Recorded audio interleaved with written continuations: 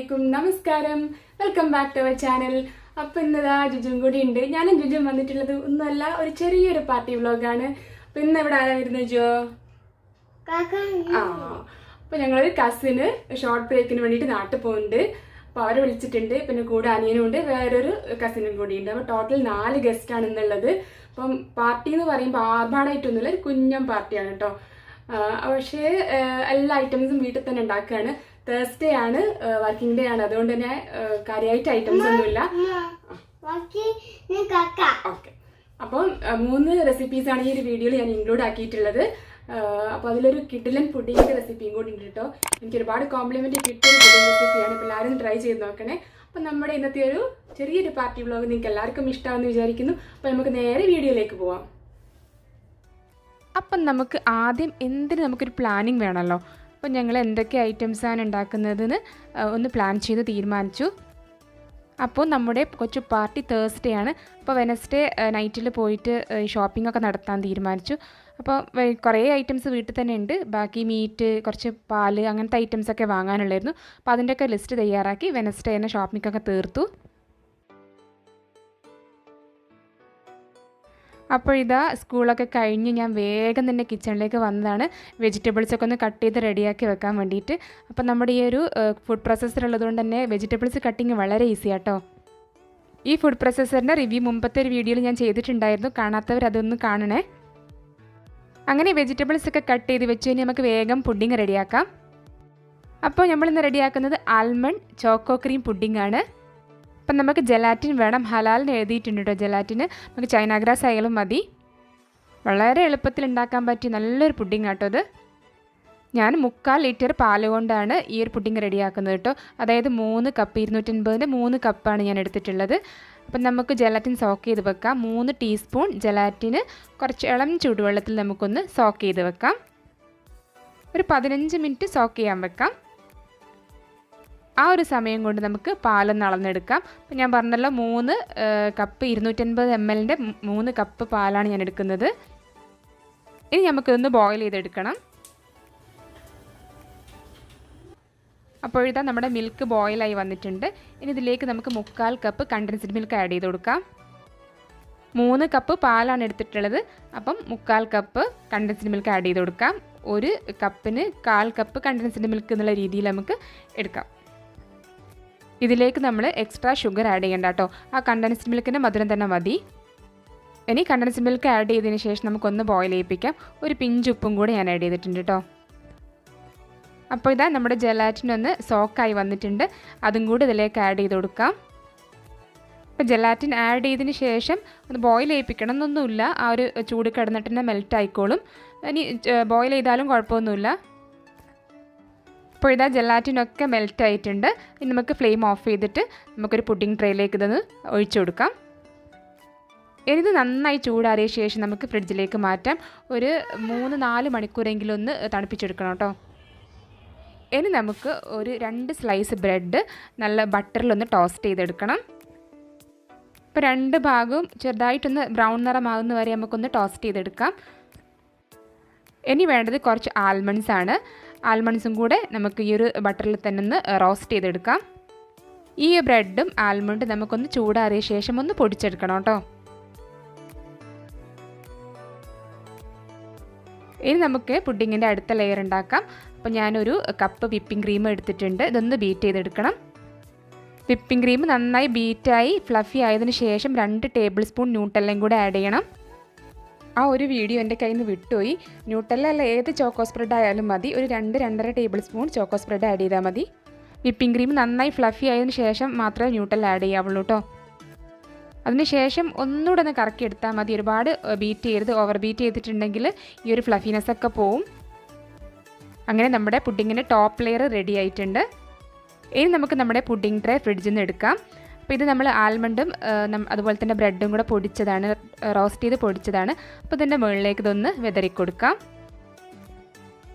അപ്പോൾ ഇതിൻ്റെ ഇടയിൽ കടിക്കാൻ നല്ലൊരു ടേസ്റ്റാണ്. ബ്രെഡ് ഗീയിലോ ബട്ടറിലോ മാത്രമേ ടോസ്റ്റ് ചെയ്യാവുള്ളൂ, എന്നാലേ അതിന് റിയൽ ടേസ്റ്റ് വരുള്ളൂ.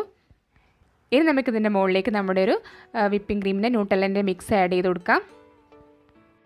എന്നിട്ട് നന്നായി അതിൻ്റെ മുകളിൽ നിന്ന് സ്പ്രെഡ് ചെയ്ത് കൊടുക്കാം. അപ്പോൾ ഇതാ നമ്മുടെ ക്രീം മുഴുവനും ഇതിൻ്റെ മുകളിലേക്ക് സ്പ്രെഡാക്കി എടുത്തിട്ടുണ്ട്. ഇനി സൈഡൊക്കെ ഒന്ന് വൃത്തിയാക്കിയ ശേഷം നമുക്ക് 1 മണിക്കൂർ ഒന്ന് ഫ്രിഡ്ജിൽ വെക്കണം, ഒന്ന് സെറ്റാകാൻ വേണ്ടിയിട്ട്. ഇത് നമ്മൾ ബാക്കിയുള്ള ആൽമണ്ട് ബ്രെഡ് പൊടിച്ചാണ്. ഇതൊന്നുകൂടി ഒന്ന് റോസ്റ്റ് ചെയ്തെടുക്കുകയാണ്. നല്ല സിമ്മിൽ വെച്ചിട്ട് ഒന്നുകൂടി ഒന്ന് റോസ്റ്റ് ചെയ്തെടുക്കുക കേട്ടോ. ഇനി നമ്മൾ സെർവ് ചെയ്യുന്ന സമയത്ത് നമുക്ക് പുഡിങ് പുറത്തെടുക്കാം. എന്നിട്ട് നമ്മൾ റോസ്റ്റ് ചെയ്ത് വെച്ചിട്ടുള്ള ആ ഒരു പൗഡർ, അതായത് ബ്രെഡും ആൽമണ്ടും കൂടെ പൊടിച്ച ഒരു പൗഡർ നമ്മൾ രണ്ടാമത് റോസ്റ്റ് ചെയ്തില്ലായിരുന്നോ, അത് ഇതിൻ്റെ മുകളിലേക്കൊന്ന് സ്പ്രെഡ് ചെയ്ത് കൊടുക്കാം കേട്ടോ. ഈ സ്പ്രെഡിങ് നമ്മൾ സെർവ് ചെയ്യുന്ന സമയത്ത് മാത്രം ചെയ്താൽ മതി കേട്ടോ, നല്ലൊരു ക്രിസ്പിനെസ് ഉണ്ടാവും. അപ്പം നമ്മുടെ വെറൈറ്റി പുഡിങ് റെഡി ആയിട്ടുണ്ട്. അടിപൊളി പുഡിങ് ആട്ടോ, എല്ലാവരും ട്രൈ ചെയ്ത് നോക്കണേ. അപ്പോൾ പുഡിങ് ഫ്രിഡ്ജിൽ വെച്ച ശേഷം മീറ്റൊക്കെ ഒന്ന് കഴുകി വൃത്തിയാക്കി എടുക്കാം. നമ്മൾ ഉണ്ടാക്കുന്നത് ചിക്കൻ കുറുമയും അതുപോലെ തന്നെ ബീഫ് പെരട്ടുമാണ്. അപ്പോൾ ഇത് 1.5 കിലോ ചിക്കനാണുള്ളത്. അതുപോലെ തന്നെ ബീഫ് 1.5 കിലോ ആണ്, 1,600ഓളം ഉണ്ട്. ആദ്യം നമുക്ക് ചിക്കൻ കുറുമ റെഡിയാക്കാം. അപ്പോൾ ഒരു പാനിലേക്ക് ഞാൻ കുറച്ച് ഓയിൽ ഒഴിച്ച് കൊടുത്തിട്ടുണ്ട്. അതൊന്ന് ചൂടായി വരുമ്പോൾ നമുക്ക് 1 ടേബിൾ സ്പൂൺ നെയ്യും കൂടെ ഒഴിച്ച് കൊടുക്കാം. അങ്ങനെ ഇതാ നെയ്യും മെൽറ്റായി വന്നിട്ടുണ്ട്. ഇനി ഇതിലേക്ക് നമുക്ക് 1/2 ടീസ്പൂൺ ഉലുവ ആഡ് ചെയ്ത് കൊടുക്കാം. ഉലുവ ഒന്ന് പൊട്ടി വരുമ്പോൾ നമുക്ക് 1.5 സവാള ആഡ് ചെയ്ത് കൊടുക്കാം. ഒരു മീഡിയം സവാളയാണ്. 1/2 കിലോ ചിക്കന് 1/2 സവാളയാണ്. അപ്പോൾ 1.5 കിലോ ചിക്കനാണ് നമ്മൾ എടുത്തിട്ടുള്ളത്. അതിലേക്ക് നമുക്ക് 1.5 സവാള സ്ലൈസ് ചെയ്തതും കൂടെ ആഡ് ചെയ്യാം. ഇനി നന്നായിട്ടൊന്ന് ഇളക്കി കൊടുക്കാം. നന്നായിട്ടൊന്ന് സോട്ടായി വരട്ടെ. കുറച്ച് ഉപ്പും കൂടെ ആഡ് ചെയ്തിട്ട് നമുക്കൊന്ന് വഴറ്റിയെടുക്കാം. ഇനി ഇതിലേക്ക് നമുക്കൊരു 6 പച്ചമുളക് ആഡ് ചെയ്ത് കൊടുക്കാം. കുറച്ച് കറിവേപ്പിലയും കൂടി ആഡ് ചെയ്തിട്ട് നന്നായിട്ടൊന്നുകൂടെ സോട്ട് ചെയ്തെടുക്കാം. ഇനി ഇതിലേക്ക് നമുക്ക് 1.5 ടീസ്പൂൺ ഗാർലിക് പേസ്റ്റും 1.25 ടീസ്പൂൺ ജിഞ്ചർ പേസ്റ്റും ആഡ് ചെയ്ത് കൊടുക്കാം. ഗാർലിക് ആഡ് ചെയ്ത് ഒന്ന് സോട്ട് ചെയ്തതിന് ശേഷം വേണം കേട്ടോ ജിഞ്ചർ ആഡ് ചെയ്യാൻ. അപ്പോൾ ജിഞ്ചർ ആഡ് ചെയ്ത ശേഷം ഒന്നുകൂടെ ഒന്ന് സോട്ട് ചെയ്യാം. ഇനി നമുക്ക് മസാലപ്പൊടികളൊക്കെ ആഡ് ചെയ്ത് കൊടുക്കാം. നമുക്ക് കുറുമയിലേക്ക് പച്ച മല്ലിപ്പൊടിയാണ് ആവശ്യം, അതായത് മഞ്ഞൾപ്പൊടി തീരെ ഉൾപ്പെടാത്ത മല്ലിപ്പൊടിയാണ് ആവശ്യം. അപ്പോൾ 1.5 ടേബിൾ സ്പൂൺ പച്ച മല്ലിപ്പൊടി നമുക്കിതിലേക്ക് ആഡ് ചെയ്ത് കൊടുക്കാം. നമ്മൾ കുറുമയിലേക്ക് ഒട്ടും തന്നെ മുളക് പൊടി ആഡ് ചെയ്യുന്നില്ല. അതുകൊണ്ട് തന്നെ ഓരോരുത്തരുടെയും എരിവിനനുസരിച്ച് നമുക്ക് പെപ്പർ പൗഡർ ആഡ് ചെയ്യാം. അപ്പോൾ ആദ്യം നമുക്ക് 1 table spoon pepper powder add ചെയ്യാം. പിന്നെ സെർവ് ചെയ്യുന്ന സമയത്ത് ബാക്കി നമുക്ക് എരിവിനനുസരിച്ച് ആഡ് ചെയ്ത് കൊടുത്താൽ മതി. ഇനി നമുക്ക് 1/2 table spoon garam masala add ചെയ്യാം. ഇത് ഗരം മസാല ഇപ്പം തന്നെ പൊടിച്ചതാട്ടോ. അപ്പോൾ നിങ്ങൾ നേരത്തെ പൊടിച്ച് വെച്ചതാണെങ്കിൽ 1/4 ടേബിൾ സ്പൂൺ വരെ ആഡ് ചെയ്യാം കേട്ടോ. നമ്മൾ കുറുമക്കും ബിരിയാണിക്കൊക്കെ അപ്പോൾ ഈ ഗരം മസാല പൊടിക്കുമ്പോൾ ഒരു പ്രത്യേക ടേസ്റ്റ് തന്നെയാണ്. ഇനി ഇതിലേക്ക് നമുക്ക് 3 to 4 ടേബിൾ സ്പൂൺ തൈര് ആഡ് ചെയ്ത് കൊടുക്കാം. അപ്പോൾ ഇത് പുളിയില്ലാത്ത തൈരാണ്. ഇനി നല്ല പുളിയുള്ള തൈരാണെങ്കിൽ ഒരു 2.5 ടേബിൾ സ്പൂൺ മതിയാവും. അങ്ങനെ തൈരും കൂടെ ആഡ് ചെയ്തിട്ട് നമുക്ക് നന്നായിട്ട് ഒന്നുകൂടെ ഇളക്കി കൊടുക്കാം. ഇനി നമുക്ക് നമ്മുടെ ചിക്കന് ഇതിലേക്ക് ആഡ് ചെയ്ത് കൊടുക്കാം. ഇപ്പോൾ കുറുമക്ക് ചിക്കൻ കട്ട് ചെയ്യുമ്പോൾ ഒരു മീഡിയം സൈസിൽ കട്ട് ചെയ്താൽ മതി കേട്ടോ. ഒരുപാട് അങ്ങ് ചെറുതാവുകയും ചെയ്യരുത്, ഒരുപാട് വലുതായി പോവുകയും ചെയ്യരുത്. ഒരു മീഡിയം സൈസിൽ മതി. ഇനി ഇതിലേക്ക് നമുക്കൊരു 1/4 ഗ്ലാസ് വെള്ളം കൂടെ ആഡ് ചെയ്യാം. ഇനി ഇതിലേക്ക് നമുക്കൊരു കൈപ്പിടി മല്ലിയിലയും 1 കൈപ്പിടി പുതിനയിലയും ആഡ് ചെയ്ത് കൊടുക്കാം. എന്നിട്ട് നമുക്കൊന്നുകൂടെ നന്നായിട്ടൊന്ന് ഇളക്കി കൊടുക്കാം. ഇനി നമുക്കിതൊരു മീഡിയം ഫ്ലെയിമിലിട്ടിട്ടൊന്ന് അടച്ച് വെക്കാം. ഇപ്പോൾ ഏകദേശം 1 മിനിറ്റ് കഴിഞ്ഞപ്പം ചിക്കൻ ഒരു ഹാഫ് വേവായിട്ടുണ്ട് കേട്ടോ. അതുപോലെ തന്നെ ചിക്കനിൽ കുറച്ച് വെള്ളമൊക്കെ ഇറങ്ങി വന്നിട്ടുണ്ട്. ഇനി നമുക്കിതിലേക്കൊരു 1/2 ലെമണിൻ്റെ ജ്യൂസും കൂടെ ഒഴിച്ചു കൊടുക്കണം. ഇനി നമുക്ക് 2 പൊട്ടാറ്റോ വേവിച്ചെടുക്കണം. വേവിച്ചിട്ട് നമുക്കൊന്ന് തൊലി കളഞ്ഞിട്ട് സ്മാഷ് ചെയ്തെടുക്കണം. അങ്ങനെ സ്മാഷ് ചെയ്ത പൊട്ടാറ്റോയും കൂടെ നമുക്കിതിലേക്ക് ആഡ് ചെയ്ത് കൊടുക്കാം. അതിനുശേഷം നമുക്ക് ഒന്നുകൂടെ ഒന്ന് തിളപ്പിച്ചെടുക്കാം. ഇനി നമുക്ക് തേങ്ങാപ്പാൽ റെഡിയാക്കി എടുക്കണം. ഒരു 1.5 മുറി തേങ്ങയുടെ തേങ്ങാപ്പാൽ 1-ാം പാലും 2-ാം പാലും എടുത്തിട്ടുണ്ട്. അപ്പോൾ ആദ്യം നമുക്ക് 2-ാം പാൽ ഇതിലേക്ക് ആഡ് ചെയ്ത് കൊടുക്കാം. ഇനി നമുക്ക് ചിക്കന് കംപ്ലീറ്റ് ആക്കി വേവിച്ചെടുക്കാം. ഈ തേങ്ങാപ്പാലിൽ കിടന്ന് വേവുമ്പോൾ നല്ലൊരു ടേസ്റ്റാണ്. അപ്പോൾ ഉപ്പ് കുറച്ച് കുറവാന്ന് തോന്നിയതുകൊണ്ട് കുറച്ചും കൂടെ ഉപ്പ് ഞാൻ ആഡ് ചെയ്തിട്ടുണ്ട്. അങ്ങനെ നമ്മുടെ ചിക്കനൊക്കെ കംപ്ലീറ്റ് വെന്ത് കഴിഞ്ഞു. ഇനി ഇതിലേക്ക് നമുക്ക് 1-ാം പാൽ ആഡ് ചെയ്ത് കൊടുക്കാം.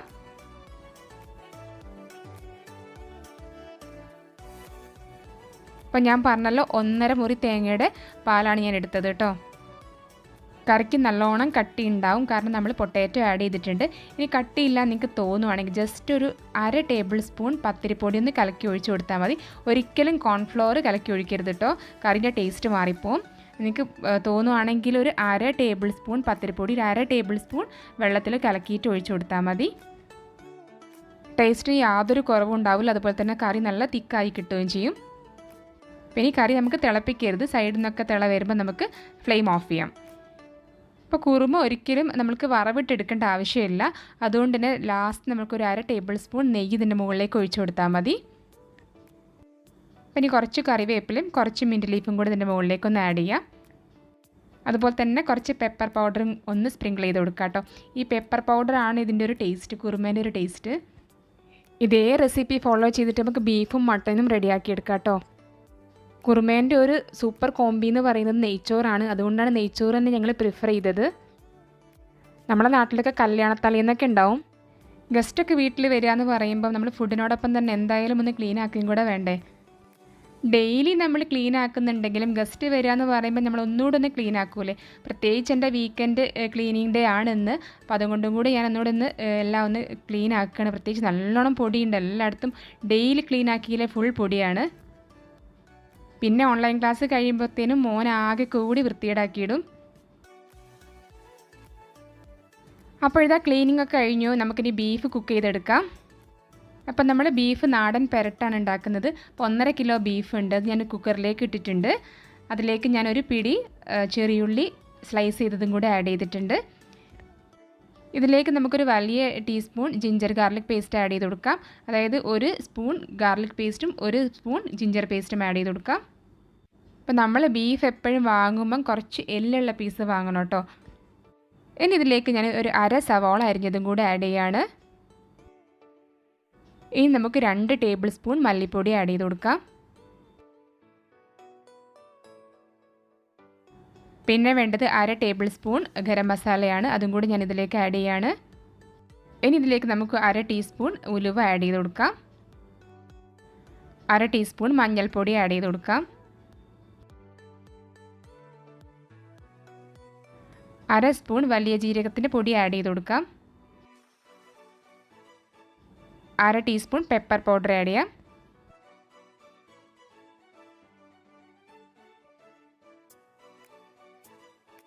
ഒരു teaspoon Kashmiri chilli powder add ചെയ്യാം. ഇനി കാശ്മീരി ചില്ലി പൗഡർ ഇല്ലെങ്കിൽ ഒരു 1/4 ടീസ്പൂൺ സാദാ ചില്ലി പൗഡർ ആഡ് ചെയ്താൽ മതി. ഇനി 2 പച്ചമുളക്, കുറച്ച് കറിവേപ്പില, ഇതെല്ലാം കൂടെ ആഡ് ചെയ്യാം. ഇനി നമുക്ക് പാകത്തിന് ഉപ്പും ഒരു 1/4 ഗ്ലാസ് വെള്ളം കൂടെ ആഡ് ചെയ്തിട്ട് നന്നായിട്ടൊന്ന് മിക്സ് ആക്കി എടുക്കാം.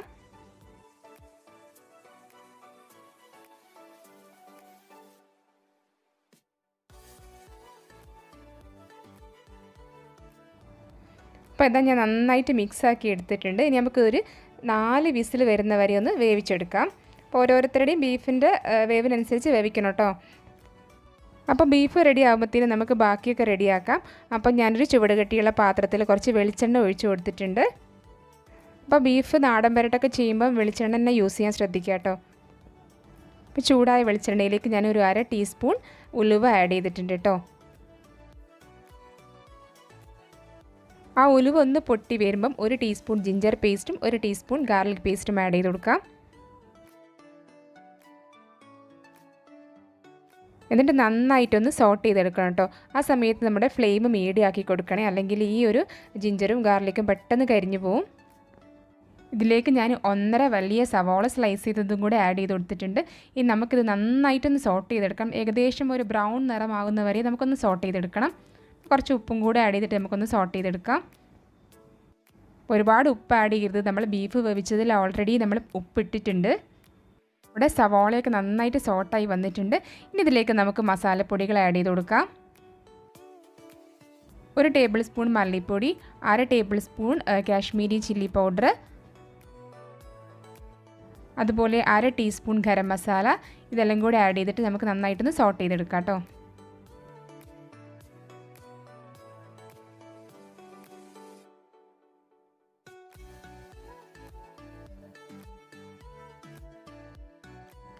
പിന്നെ ഇതിലേക്ക് കുറച്ച് കറിവേപ്പിലയും കൂടെ ആഡ് ചെയ്യാം.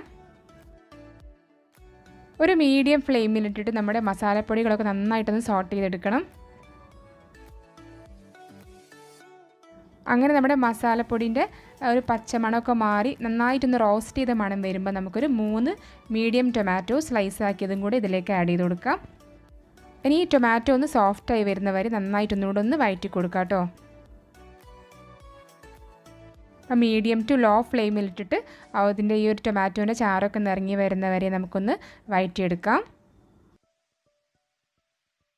ഇനി ഫ്ലെയിം നല്ല ലോയിലിട്ടിട്ട് നമുക്കൊന്ന് അടച്ച് വെക്കാം. അപ്പോൾ നമ്മുടെ ടൊമാറ്റോ ഒക്കെ നന്നായി സോഫ്റ്റ് ആയിട്ടുണ്ട്. ഇനി ആ തവി കൊണ്ട് നമുക്ക് ടൊമാറ്റോ ഒക്കെ ഒന്ന് അടച്ചെടുക്കാം.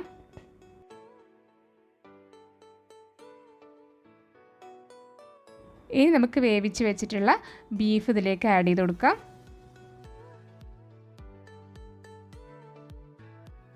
അപ്പോൾ ഇനി നമുക്ക് ഉപ്പൊക്കെ ഒന്ന് പാകമാണോ എന്ന് നോക്കാം.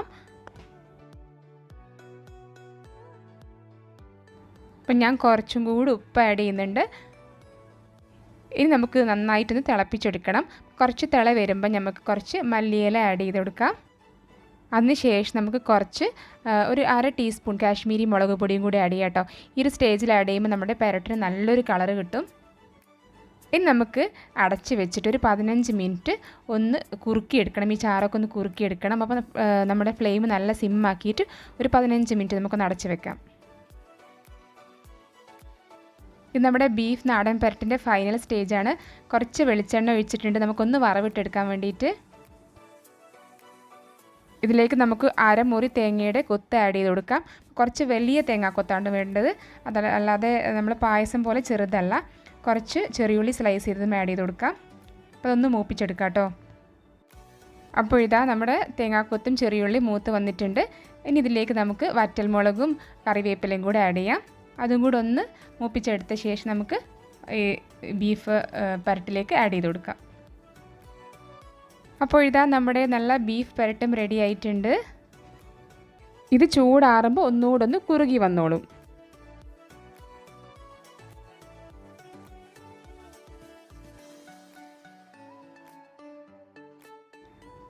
അപ്പോൾ ഒരു സമയം കൊണ്ട് തന്നെ ഞാൻ നെയ്ച്ചോറും കൂടെ റെഡിയാക്കിയിട്ടുണ്ട് കേട്ടോ.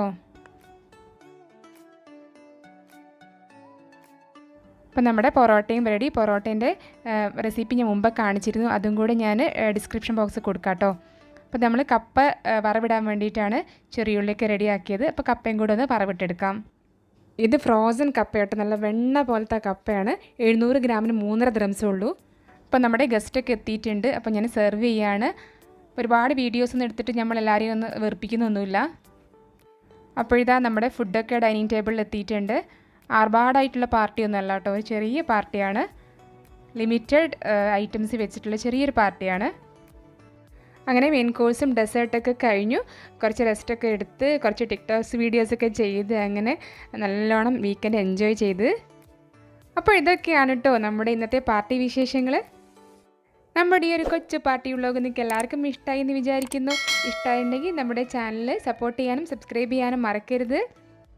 അതുപോലെ തന്നെ നോട്ടിഫിക്കേഷന് വേണ്ടിയിട്ട് ആ ബെല്ലൈക്കൺ കൂടെ ഒന്ന് ക്ലിക്ക് ചെയ്യണേ. അപ്പോൾ നമ്മുടെ വീഡിയോ നിങ്ങൾ ലൈക്ക് ചെയ്യുകയും അതുപോലെ തന്നെ നിങ്ങളുടെ പാർട്ടി വിശേഷങ്ങൾ എന്നെ കമൻറ്റ് ചെയ്ത് അറിയിക്കുകയും വേണേ. അപ്പോൾ നമ്മുടെ ഇന്നത്തെ ഈ ഒരു കൊച്ചു വ്ളോഗ് വൈൻഡപ്പ് ചെയ്താലോ. അപ്പോൾ എല്ലാവർക്കും bye bye, take care, thank you for watching.